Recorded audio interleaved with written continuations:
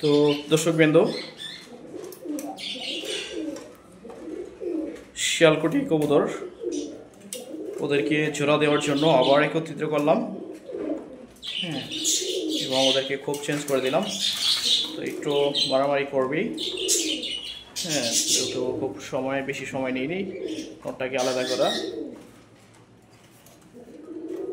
Just জায়গাটা পরিবর্তন করে দিলাম যে আসলে মারামারিটা একটু কম করে কিনা।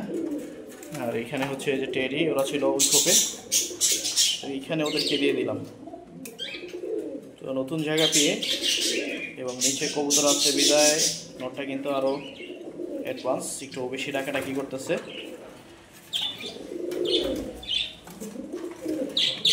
দর্শক, আমরা জোড়া দিতে গিয়ে যে ভুলটা করি, হ্যাঁ, খুব লং টাইম রেস্ট না দিয়েই আর কি, নর্মালি আলাদা না রেখেই আমরা কিন্তু জোড়া দিই অনেকেই।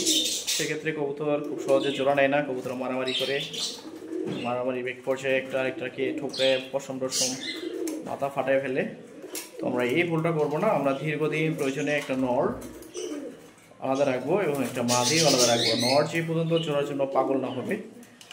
তো এর আগে আমরা কবুতরকে জোড়া দেবো না। দেখুন অসংখ্য মাঠ মারতেছে, তো এমআরএ মাদিটা অনেকটা অসুস্থ হয়ে যেতে পারে, তো আমরা এটা এখনও জোড়া দেবো না। হ্যাঁ, এখনও আমাদের সময় হয়নি জোড়া দেওয়ার। তো আমরা নটটাকে আলাদাই রাখতে হবে। হ্যাঁ, সেহেতু আলাদা আছে, ও আলাদাই থাকুক। পরবর্তীতে আমরা জোড়া দেব। তো নরের জায়গায় নরকে দিয়ে দিব। হ্যাঁ, মাদির জায়গায় মাদি থাকবে আপাতত। জাস্ট জায়গাটা পরিবর্তন করে দেখলাম যে ঠিক আছে কিনা। না, তারপর ওরা মারামারি যেহেতু করে, তো যার যার জায়গায় তাড়াতাড়ি দিয়ে দিলাম। অনেক সময় জায়গা পরিবর্তনের কারণে কিন্তু একটু মারামারিটা কম করে, কিন্তু এদের ক্ষেত্রে পুরোটাই উল্টা, যেখানেই যাবে মারামারি করবি। নটটা খুব অ্যাগ্রেসিভ, যে এই নটটার কথা বলেছে শিয়ালকুটি, খুবই অ্যাগ্রেসিভ। আমি অন্যান্য নট দেখছি অতটা অ্যাগ্রেসিভ না, আমাদের খুব আদর যত্ন করে। তো আজকে হচ্ছে আবার গোসল দিয়েছিলাম আমরা, যা বলা এই পেয়ারকে আমরা গোসল করাইছি। এখনও শুকায়নি, যেহেতু নিচে ছাড়ার দরকার ছিল, শুকিয়ে যেত। যাই হোক, মাথাটাকে আমি আটকাই, ওকে রিক্সে ছেড়ে দিয়েছি, বের হলে তো অবস্থা খারাপ। তো আমার এইখানে হচ্ছে 4টা মাদি আছে, রচয় করবে ওদেরকে আমি ধরি, রচয় করবে ওদেরকে আমি জোড়া দিই একবার এক এক নরের সাথে।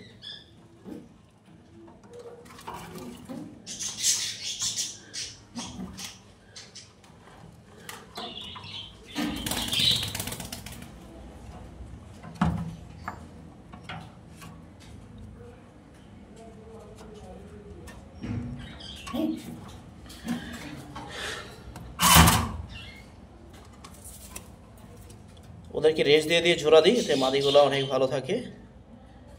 হ্যাঁ, তো পরবর্তীতে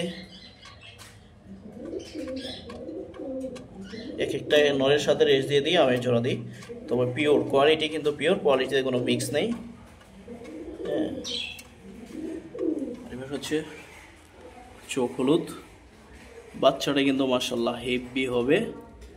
একটাই যেহেতু বাচ্চা, আর সম্পূর্ণ মাদির মতো হবে, চোখটা হলুদ হলেই হলো।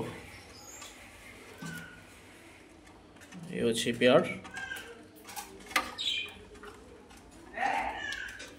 এই পেয়ারকে গোসল দিয়েছিলাম, ও তো তাড়াতাড়ি শুকায়নি, একটু পর শুকাবেন সব।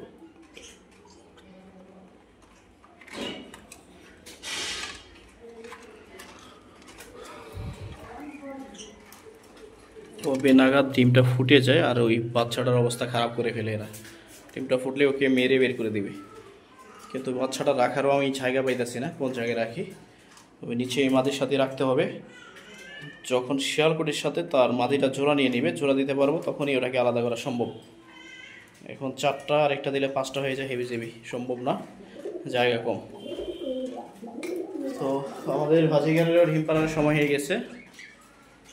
নিচে ওরা প্রচুর চেঁচামেচি করে, প্রচুর ক্লিবিলি করে, ওরা ভালোই লাগে, খারাপ না। 2 পেয়ার। অনেক চেঁচামেচি।